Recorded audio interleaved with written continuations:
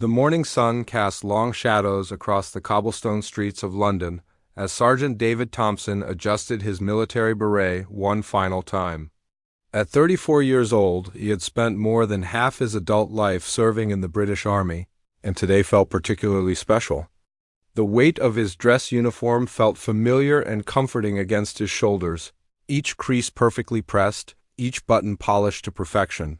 David had woken up early that morning, just as he had done countless times during his military career, but unlike those early mornings in dusty camps across Afghanistan or the cold barracks in Germany, today he was in his small flat in Birmingham, preparing for something that still felt surreal to him. He was heading to London to attend a veterans ceremony at Westminster Abbey, an honor he never imagined would come his way when he first enlisted as a nervous 18-year-old dot as he looked at himself in the mirror. David couldn't help but think about his grandmother, who had passed away 3 years earlier. She had been the one who encouraged him to join the army when he was struggling to find direction after finishing school. "The military will make a man out of you," she had said, with that warm smile of hers, "and you'll serve something bigger than yourself." She had been right, though the journey had been far from easy. The reflection staring back at him told a story of dedication and sacrifice. 3 rows of ribbons adorned his chest, each one representing a different chapter of his service. The Afghanistan Campaign Medal caught the light, reminding him of scorching desert days and the friends he had made and lost during his 2 tours there. The Iraq Medal sat next to it, a symbol of 18 months spent in some of the most dangerous regions of that country, where every day brought new challenges and the constant awareness that not everyone would make it home. But it wasn't just the medals that told his story. The small scar above his left eyebrow, barely visible now, came from a roadside explosion outside Basra that had claimed the life of his best friend and fellow soldier. The slight stiffness in his right shoulder was a permanent reminder of the shrapnel that had found its way through his body armor during a firefight in Helmand Province. These weren't badges of honor he wore proudly, but rather quiet reminders of the cost of service that most civilians would never fully understand. David had joined the army for many reasons, but staying in it for over a decade had been driven by something deeper. Growing up in Birmingham as one of the few black kids in his neighborhood, he had faced his share of challenges. Some people had questioned whether he belonged, whether he could truly represent British values, whether someone who looked like him could be trusted with the responsibility of defending the nation. But the army had been different. In uniform, surrounded by soldiers from every corner of the United Kingdom and the Commonwealth, he had found a brotherhood that looked beyond skin color and focused on character, courage, and commitment. His rise through the ranks hadn't been handed to him. Every promotion had been earned through long hours, additional training, and proving himself again and again. When he made sergeant, his commanding officer had pulled him aside and told him something he would never forget. "Thompson, you're not just representing yourself out there. You're showing every young person who looks like you that they belong here too. Don't ever forget that responsibility." Those words had stayed with him through every difficult assignment, every moment of doubt, and every time he encountered ignorance or prejudice. Because despite the brotherhood he had found in the military, the world outside the base gates wasn't always as welcoming. There had been incidents over the years, moments when civilians would look at him with suspicion or surprise, as if a black man in British uniform was somehow an anomaly that didn't quite fit their expectations, but David had learned to carry himself with quiet dignity. He understood that every time he wore the uniform in public, he was representing not just himself or even just the army, but something larger. He was proving that service to country wasn't limited by background or appearance, that courage and honor came in every shade and from every corner of the nation. The train journey from Birmingham to London had been peaceful. David had chosen a window seat and spent most of the 2-hour trip watching the English countryside roll by. Fellow passengers occasionally glanced his way, some with admiration, others with curiosity, and a few with expressions he couldn't quite read. He was used to the attention. A black soldier in full-dress uniform still turned heads. Though he wished it didn't have to be remarkable, Westminster Abbey had been everything he had imagined and more. The ceremony honored veterans from recent conflicts, and David had been moved to tears more than once during the service. Sitting among hundreds of other soldiers, sailors, and airmen, listening to prayers for the fallen and speeches about sacrifice and service, he felt a deep sense of belonging and purpose. This was why he had stayed in the army despite the challenges. Despite the times when it would have been easier to walk away after the ceremony, David had decided to walk rather than take the tube. London was beautiful on this crisp autumn afternoon, and he wanted to savor the moment. The ceremony had left him feeling reflective, grateful for his service, but also aware of how much he had given up along the way. He had missed family gatherings, holidays, birthdays, and countless everyday moments that most people took for granted. But standing in that ancient abbey, surrounded by his fellow veterans, he knew those sacrifices had meaning. As he walked through the streets near St. James's Park, David felt a sense of pride in his uniform that went beyond personal achievement. He thought about all the young soldiers he had mentored over the years, especially the ones who looked like him and needed to see that they too could succeed in military service. He thought about his grandmother, who had lived to see him make sergeant but hadn't been there when he received his latest commendation for leadership under fire. The weight of expectation was something David carried every day, but especially when he was in uniform in public. He knew that some people would judge all black soldiers based on how he conducted himself. It was unfair, but it was reality. So he made sure his uniform was always perfect, his bearing always professional, his response to any situation always measured and appropriate. What David didn't know as he walked those familiar London streets was that his biggest test was just minutes away. All the training, all the experience, all the quiet dignity he had cultivated over more than a decade of service was about to be put to the ultimate test. And in a twist that no one could have predicted, the most powerful person in the country was about to witness how he handled it. David was enjoying his peaceful walk through the heart of London when he first noticed them. 4 young men, probably in their early 20s, were standing outside a coffee shop across the street. At first, they seemed like any other group of friends hanging out on a Saturday afternoon. But something about the way they suddenly stopped talking and stared in his direction made David's military instincts kick in. He had learned long ago to trust his gut feelings. In combat zones, that sixth sense had saved his life more than once. Now, walking down a quiet London street in broad daylight, that same instinct was telling him to pay attention. The 4 men were pointing at him now, their voices getting louder. Though he couldn't make out what they were saying from across the street, David kept walking, maintaining his steady pace and military bearing. He had been in situations like this before, though never quite so public. Over the years, he had learned that the best response to unwanted attention was usually to ignore it and keep moving. Most people who wanted to cause trouble were looking for a reaction, and if you didn't give them one, they often lost interest and moved on, but these 4 weren't moving on. They were following him now, walking parallel to his path on the opposite side of the street. David could hear their voices more clearly now, and what he heard made his jaw tighten. They were making comments about his uniform, questioning whether he had the right to wear it, using language that left no doubt about their feelings regarding his race. "Look at that," one of them called out loud enough for David and several other pedestrians to hear. "Since when do they let people like him wear our uniform?" The emphasis on "our" was clear and deliberate, as if David's service and sacrifice somehow counted for less because of the color of his skin. David had heard it all before, but it never got easier. He thought about his grandmother's advice about being the bigger person, about representing something larger than himself. He thought about the young soldiers who looked up to him and how they would want him to handle this situation. He kept walking, eyes forward, refusing to be drawn into a confrontation. The group was getting bolder now. They had crossed the street and were walking behind him, their comments becoming more aggressive and personal. They were talking about his medals, claiming he probably bought them from a surplus store, suggesting that someone like him could never have earned them through real service. One of them made a crude joke about how he probably ran away from every battle he was in. David's hands clenched into fists at his sides, but he forced himself to relax them. He had been trained to handle much worse situations than this. In Afghanistan, he had kept his cool while under enemy fire. In Iraq, he had made life-or-death decisions while explosions went off around him. He could certainly handle 4 ignorant young men on a London street, but they weren't done. The group had spread out now, surrounding him as he walked.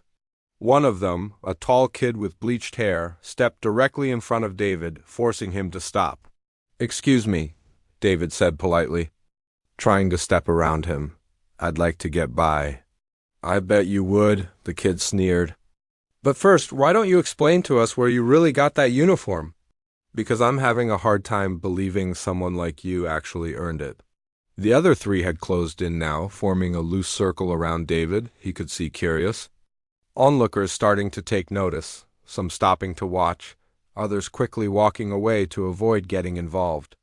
David felt a familiar calm settle over him, the same feeling he got in dangerous situations overseas. His training was taking over, assessing threats, calculating options, preparing for whatever might come next. "I earned this uniform through 12 years of service to this country," David said calmly, his voice steady and clear. "I've served in Afghanistan and Iraq, and I've earned every medal and ribbon you see here. Now, if you'll excuse me, I need to get going." He tried to step around the group again, but they moved to block his path. The situation was escalating quickly now, and David could feel the tension building. He had hoped they would get bored and move on, but it was becoming clear that wasn't going to happen. "Afghanistan?" One of them laughed mockingly. "What did you do there? Hide behind the real soldiers?" The comment hit David like a physical blow. He thought about his friends who hadn't made it home, about the nights he still woke up in cold sweats thinking about them, about the weight of survivor's guilt he carried every day. But before he could respond, the tall kid with bleached hair shoved him hard in the chest. David stumbled backward but kept his balance, his military training helping him stay on his feet. The push was hard enough that his beret fell off his head and landed on the ground beside him. The sight of his military beret lying in the dirt seemed to energize the group. They were laughing now, making jokes about how he looked without it, suggesting that maybe he should just take off the whole uniform since he clearly didn't deserve to wear it. One of them actually kicked the beret away when David bent down to pick it up. That's when David's military discipline really kicked in. He had been trained to de-escalate situations, to use minimum force necessary, to protect civilians even when they didn't deserve protection. But he had also been trained to defend himself when necessary, and this situation was rapidly moving beyond verbal harassment. "You need to step back," David said firmly, his voice carrying the authority of someone who had commanded troops in combat. "All of you, step back now." But they weren't listening. 2 of them grabbed at his uniform jacket, trying to pull off his medals and ribbons. David could hear more people gathering around now, some of them calling out for the group to stop, others just watching like it was entertainment. He felt a surge of anger and frustration, not just at these 4 ignorant young men, but at a society that would allow this to happen to someone who had dedicated his life to serving and protecting them. The grabbing became more aggressive. One of them was trying to rip his name tag off his uniform while another was pulling at his service ribbons. David knew he couldn't let this continue much longer. He was trained in hand-to-hand combat, and he could probably handle all 4 of them if he had to. But he also knew that fighting back would only make the situation worse, would probably result in him being arrested right alongside them, would give them exactly the reaction they were looking for. So David did something that required more courage than anything he had ever done in combat. He stood there and took it. He protected his head and face when they pushed him. He tried to shield his uniform from their grabbing hands, but he didn't fight back. He endured their insults and their physical aggression while maintaining his dignity and composure, even as his military beret lay forgotten in the dirt at his feet. What none of them knew was that someone very important was watching everything unfold. Someone who had the power to change everything was about to make her presence known in a way that would shock everyone involved. 3 blocks away from the unfolding chaos, Her Majesty Queen Elizabeth II sat quietly in the back of her official Bentley, reviewing papers from her morning engagement. At 96 years old, she had maintained a schedule that would exhaust people half her age, and today had been no different. She had just finished a private meeting with charity leaders at St. James's Palace, discussing funding for veterans support programs, a cause that remained close to her heart after decades of working with military families. The Queen had always insisted on taking different routes through London when possible. She enjoyed seeing her city from street level, watching ordinary people go about their daily lives. It reminded her that beyond the palace walls, real life continued with all its joys and struggles. Her security team sometimes worried about these scenic detours, but after more than 70 years on the throne, she had earned the right to make such small requests. "Your Majesty," her driver Thomas said softly through the intercom, "there seems to be some sort of disturbance ahead. Shall I take an alternate route?"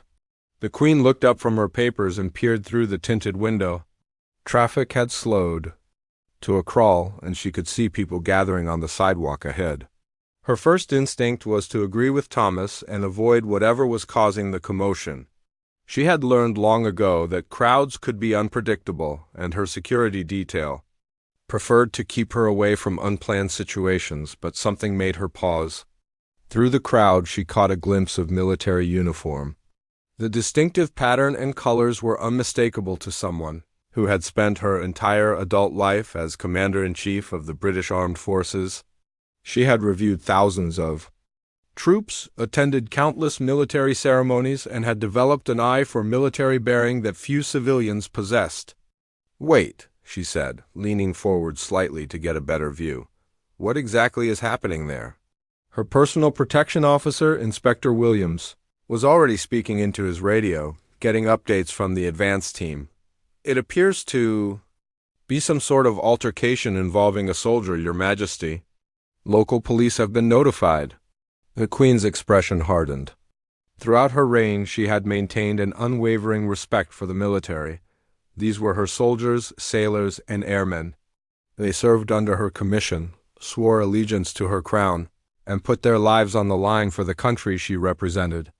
The idea that one of them might be in trouble on her watch was deeply troubling to her. "I want to see what's happening," she said firmly. Inspector Williams looked uncomfortable. "Your Majesty, perhaps it would be better if we— Inspector, the Queen interrupted, using the tone that had silenced prime ministers and world leaders for decades. "I said I want to see what's happening." The car crept forward slowly, and the scene became clearer through the windshield. The Queen could now see a black soldier in full dress uniform, surrounded by 4 young civilians. Even from a distance, she could tell something was very wrong. The soldier's military bearing was impeccable, but he was clearly under some kind of assault. She watched as one of the young men pushed the soldier, sending his beret flying to the ground. The Queen had seen enough conflict in her long life to recognize aggression when she saw it. During World War II, as a young princess, she had witnessed the Blitz, had seen ordinary people turn cruel under pressure, and had learned to spot the difference between legitimate disagreement and pure malice. What she was witnessing now had all the hallmarks of the latter. "That soldier is being attacked," she said, her voice carrying a steel that made Inspector Williams sit up straighter. "Yes, Your Majesty. The local authorities are—" "No," the Queen said, continuing to watch as the situation escalated. "This is happening now, in front of me, to one of my soldiers." The Queen had always taken her role as head of the armed forces seriously. She had visited troops in dangerous locations, had comforted families of the fallen, and had made it clear throughout her reign that she considered military service one of the highest forms of duty to country. She had also lived through an era when the British military had evolved from a largely white institution to one that reflected the diverse nature of the modern Commonwealth. She had personally commissioned officers from every corner of the former empire, had shaken hands with soldiers from dozens of different backgrounds, and had watched with pride as the military became a true meritocracy where service and sacrifice mattered more than skin color or birthplace. The idea that someone would attack one of her soldiers because of his race was not just personally offensive to her, It was an attack on everything she believed the modern British military represented. Through the window, she watched as two of the attackers grabbed at the soldier's uniform, trying to tear off his medals and ribbons. The Queen's hands tightened on her papers. Those medals represented real service, real sacrifice, real courage. She had personally awarded similar decorations to countless soldiers over the years, and each one represented moments of extraordinary bravery and dedication. The soldier was showing remarkable restraint, she noticed. Despite being outnumbered and physically assaulted, he wasn't fighting back. His military training was evident in how he protected himself while avoiding escalation. The Queen recognized this kind of discipline because she had seen it countless times in the soldiers she had met over the decades. It took real strength to show such restraint in the face of such provocation. But what struck her most was the crowd of onlookers. Some seemed disturbed by what they were seeing, but others appeared to be treating it like entertainment. A few were even recording on their phones, but none were stepping in to help. The Queen had always believed that silence in the face of injustice was itself a form of complicity, and what she was seeing now confirmed that belief. "Inspector Williams," she said, her voice calm but carrying absolute authority, "I want you to intervene, now." "Your Majesty," protocol suggests. "Protocol," the Queen said, never taking her eyes off the scene ahead, "suggests that I protect my soldiers when they are under attack. That young man is wearing the uniform of the British Army. He serves under my commission. And right now, he is being assaulted while representing everything we claim to stand for." Inspector Williams had worked for the royal family for over 20 years, and he had rarely heard the Queen speak with such controlled fury. He had seen her angry before, usually when she felt that institutions she cared about were being threatened or undermined. But this was different. This was personal. The Queen continued watching as the situation deteriorated further. The soldiers. Beret was now lying in the dirt, stepped on and kicked around like it was garbage. To most people, it was just a piece of military headgear. But to the Queen, it represented something sacred. It was a symbol of service, of sacrifice, of the oath that young man had taken to serve his country. Regardless of the cost, she thought about all the military families she had met over the years, the mothers and fathers who had sent their children off to war, the wives and husbands who had waited at home while their loved ones served in dangerous places around the world. She thought about the letters she had written to families whose soldiers hadn't come home, the funerals she had attended, the medals she had presented to widows and children, and she thought about the promise she had made as a young woman to serve her people and protect the institutions that kept Britain strong and free. The military was one of those institutions, and every person who wore its uniform deserved her protection and respect. "Your Majesty," Inspector Williams said, "we're close. Enough now. Shall I have the officers intervene?" The Queen looked at the scene one more time. The soldier was still standing, still maintaining his dignity, despite everything being thrown at him. But she could see that the situation was about to get worse. The crowd was getting larger, the attackers were getting bolder, and nobody was stepping in to help. That's when she made a decision that would shock everyone present and change the course of the entire incident. The moment Inspector Williams gave the signal, everything changed in an instant. 3 black SUVs that had been following at a discreet distance suddenly accelerated, their blue lights flashing as they converged on the scene. The distinctive sound of their engines and the sight of the vehicles caused the growing crowd to step back, sensing that something significant was about to happen. The 4 young men attacking David were so focused on their harassment that they didn't notice the approaching vehicles until it was too late. The first SUV pulled up directly onto the sidewalk, its doors flying open as 4 plainclothes protection officers stepped out with the kind of authority that made everyone in the area freeze. Armed police. "Step away from the soldier immediately." The lead officer's voice cut through the chaos like a blade. His tone left no room for argument or hesitation. The 4 attackers suddenly found themselves surrounded by highly trained professionals who looked like they had dealt with much more dangerous situations than this, but it was what happened next that truly shocked everyone present. The Queen's Bentley pulled up slowly behind the SUVs, its distinctive profile unmistakable to anyone who had ever seen a royal motorcade. The crowd that had been watching the attack suddenly realized they were witnessing something unprecedented. Murmurs rippled through the gathering as people began to understand who was in that car. David, still trying to process what was happening, watched in disbelief as Inspector Williams stepped out of the Bentley and surveyed the scene with the practiced eye of someone who had spent decades protecting the royal family. The four attackers, who had been so bold and aggressive just moments before, now looked like deer caught in headlights. "Gentlemen," Inspector Williams said, his voice carrying the weight of authority that came with his position, "you have just committed assault and battery on a member of Her Majesty's Armed Forces in the direct presence of the Queen herself. The—" Words hit the four young men like a physical blow. The tall one with bleached hair, who had been the most aggressive, actually stumbled backward. The others looked around desperately, as if hoping this was some kind of elaborate joke or misunderstanding.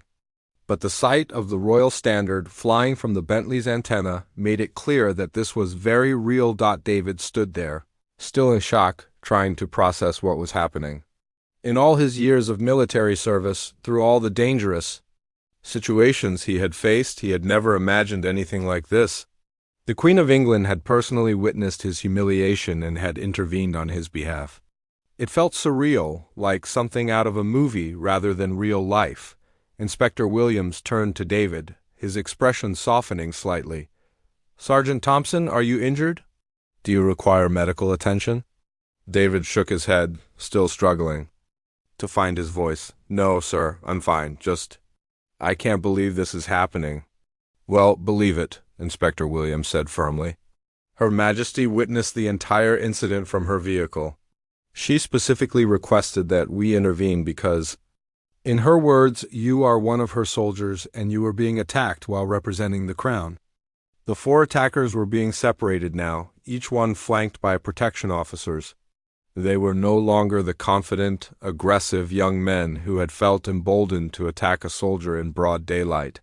Now they looked like what they really were: scared kids who had made a terrible mistake and were about to face the consequences, but the real shock was yet to come. The rear door of the Bentley opened, and Her Majesty Queen Elizabeth II stepped out onto the sidewalk. At 96 years old, she moved with the dignity and presence that had defined her reign for over 7 decades. The crowd that had gathered fell into complete silence, many of them immediately bowing their heads or curtsying as they recognized their monarch. David's military training kicked in automatically. Despite everything that had just happened, despite the emotional turmoil he snapped to attention and saluted. The Queen acknowledged his salute with a slight nod, then walked directly toward him with the measured steps of someone who had spent a lifetime in the public eye. "Sergeant Thompson," she said, her distinctive voice carrying clearly in the sudden quiet, "I want you to know that I personally witnessed what happened here today, and I am deeply ashamed that this could occur on the streets of London to a member of my armed forces." David felt tears welling up in his eyes. In all his years of service, through all the challenges and discrimination he had faced, he had never expected this level of recognition and support. "Your Majesty," he managed to say, his voice thick. With emotion, the Queen gestured toward his medals and ribbons, some of which had been damaged during the attack. "These decorations represent real service, real sacrifice, and real courage. I have had the honor of awarding similar medals to countless brave men and women over the years, and I know what they mean. No one, and I mean no one, has the right to question your service or your right to wear this uniform." She then turned to face the four attackers, who were now being held by the protection officers. The Queen's expression was stern, her voice carrying the weight of authority that had commanded respect from world leaders for decades. "As for you four," she said, her words cutting through the silence like a sword, "you have brought shame not only upon yourselves but upon this nation. This young man has served his country with distinction in some of the most dangerous places on earth. He has earned the right to walk these streets with pride, wearing the uniform of the British Army." The Queen paused, letting her words sink. The crowd was transfixed, watching a monarch defend one of her soldiers with a passion that surprised many who had only seen her in formal, ceremonial settings. "What you have done here today is not just an attack on Sergeant Thompson," she continued. "It is an attack on the values that make Britain great. It is an attack on the very idea that service to country should be honored regardless of the background of the person providing that service." One of the attackers, the youngest looking of the four, began to cry. The reality of what they had done and who had witnessed it was finally sinking in.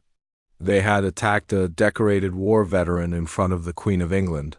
The magnitude of their mistake was overwhelming. The Queen walked over to where David's beret lay in the dirt, stepped on and forgotten during the chaos. With a grace that belied her age, she bent down and picked it up, brushing off the dirt with her own hands. She then walked back to David and personally placed it back on his head, adjusting it with the care of someone who understood the significance of military traditions. "There," she said softly, so only David could hear. "That's where it belongs." The crowd watched in stunned silence as their queen, who had spent her entire life being served by others, personally restored the dignity of a soldier who had been attacked and humiliated. It was a gesture that spoke louder than any speech or proclamation. Could have. Inspector Williams stepped forward, addressing the four attackers directly. "You are all under arrest for assault, battery, and racially aggravated public order offenses. You will be taken into custody immediately." As the attackers were led away to the waiting police vehicles, the Queen turned back to David one final time. "Sergeant Thompson, I would like you to know that you have conducted yourself with exceptional dignity throughout this ordeal. Your restraint and professionalism reflect the very best of the British military tradition." David could barely speak. "Thank you, Your Majesty. I don't know what to say." "Say nothing," the Queen replied with a slight smile. "Just continue to serve with the same honor you have shown today. That will be thanks enough." As the Queen returned to her vehicle, the crowd began to disperse. But the impact of what had just happened would ripple far beyond this single London street. Within 30 minutes of the incident, videos of the Queen's intervention were already spreading across social media platforms like wildfire. Someone in the crowd had filmed the entire confrontation, capturing the moment when the monarch stepped out of her vehicle to defend the attacked soldier. The footage showed everything: the Queen picking up David's beret from the dirt, her stern words to the attackers, and the unprecedented display of royal authority in defense of one of her soldiers. By evening, the story had reached news outlets across the globe. CNN, BBC, Sky News, and dozens of international broadcasters were running the footage as their lead story. The headline that appeared most frequently was simple but powerful: "Queen personally intervenes to defend black soldier from racist attack." The impact was immediate and overwhelming. David found himself thrust into a spotlight he had never wanted or expected. His phone hadn't stopped ringing since he returned to his Birmingham flat that evening. Reporters, military officials, and complete strangers were all trying to reach him.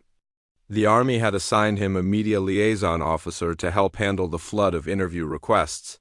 But David was still struggling to process what had happened to him. He sat in his small living room, still wearing his dress uniform, staring at the television as news anchors discussed the incident. Seeing himself on the screen felt surreal, like watching someone else's life unfold.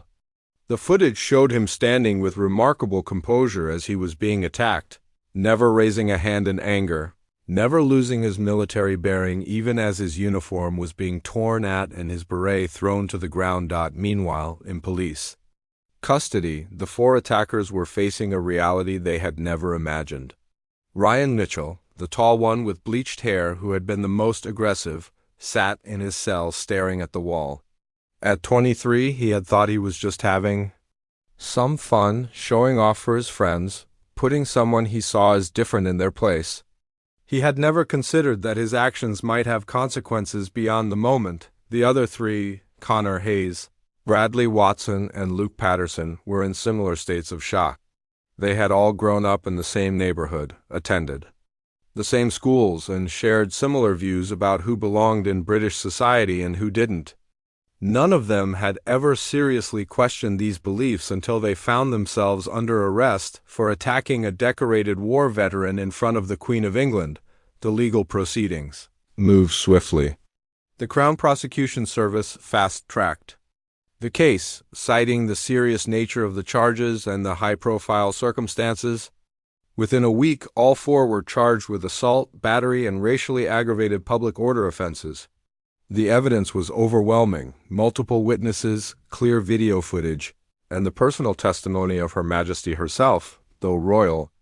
Protocol meant she would not appear in court, but something unexpected began happening during the legal process. Ryan, the ringleader of the attack, requested to meet with David through their respective lawyers. At first, David refused. He had no interest in facing his attackers again, and his legal team advised against it. But something about the request intrigued him. Perhaps it was his military training in conflict resolution. Or maybe it was simple curiosity about what had motivated such hatred. The meeting took place in a conference room at the courthouse, with lawyers present for both sides. Ryan walked in looking nothing like the confident young man who had led the attack. His bleached hair had grown out, showing dark roots, and his eyes were red from lack of sleep. He looked like someone who had spent the past week truly thinking about what he had done. "I don't expect you to forgive me," Ryan began, his voice barely above a whisper. "I don't even know why you agreed to meet with me, but I needed to look you in the eye and tell you that I was wrong. Not just about attacking you, but about everything I believed that made me think it was okay to do what I did." David sat quietly, studying the young man across from him. In Afghanistan and Iraq, he had learned to read people quickly, to distinguish between genuine remorse and manipulation. What he saw in Ryan's face was real shame, real regret, and something else, the beginning of understanding. "I've been watching the news all week," Ryan continued, "learning about your service record, about the things you've done, the places you've been. I found out you saved 3 soldiers when your convoy was attacked in Helmand Province. I read about how you spent 6 months training Iraqi police officers, putting your life at risk every day to help build something better." Ryan paused, struggling with his emotions. "My grandfather served in World War II. He always told me that military service was the highest form of patriotism. But somehow I convinced myself that patriotism looked a certain way, came from certain people. I was wrong about everything," David finally spoke. "Why did you ask to meet me?" "Because I need to understand how I became someone who could do what I did to you," Ryan replied. "And because I want to spend the rest of my life making sure other people don't make the same mistakes I made." The conversation lasted for over an hour. David found himself talking about his own journey, about the challenges he had faced throughout his military career, about the responsibility he felt to represent something larger than himself. Ryan listened intently, asking questions that showed he was genuinely trying to understand a perspective he had never considered before. When the court cases concluded, all 4 attackers received sentences that reflected the seriousness of their crimes. Ryan received 18 months in prison, while the others received 12 to 15 months each. But the real transformation was just beginning. True to his word, Ryan began working with anti-racism organizations while serving his sentence. He started speaking to young people about the dangers of hatred and prejudice, sharing his own story as a warning about how quickly ignorance could lead to serious consequences. His transformation was so genuine that even some of the organizations working with victims of hate crimes began including him in their educational programs.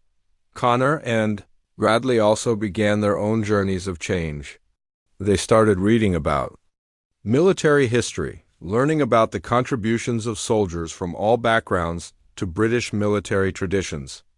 They wrote letters of apology not just to David, but to veterans organizations and anti-racism groups, acknowledging the harm their actions had caused to countless others beyond their immediate victim. Luke, the youngest of the 4, struggled the most with what he had done. He entered therapy to understand how he had developed such prejudiced views and worked with counselors to develop new ways of thinking about diversity and inclusion. His journey was longer and more difficult, but it was genuine. Meanwhile, David's life had changed in ways he never could have expected. The Queen had personally invited him to Buckingham Palace for a private audience, during which she offered him a position within the royal household. The role would involve working with military charities and serving as a liaison between the palace and veterans organizations. David accepted the position, seeing it as an opportunity to continue serving his country in a new way. He also began speaking at schools and community centers, sharing his story and talking about the importance of treating all people with dignity and respect. Regardless of their background, the incident had a broader impact on British society as well. The image of the Queen personally defending a black soldier became a powerful symbol of the kind of inclusive patriotism that many people wanted to see.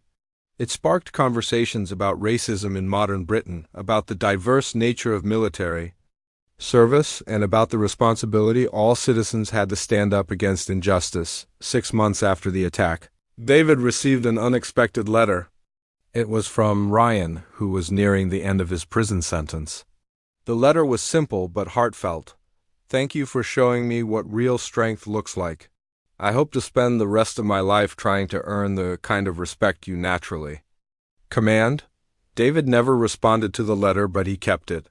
It reminded him that even in the darkest moments, there was always the possibility for change, for growth, for people to become better than they had been. It was a lesson he had learned in the military and one that continued to guide him as he built his new life. The story of what happened that day in London became more than just a news story. It became a reminder that courage comes in many forms, that dignity can triumph over hatred, and that sometimes the most powerful interventions come from the most unexpected sources. Most importantly, it showed that real change was possible, both for individuals and for society as a whole, when people were willing to face hard truths and work towards something better.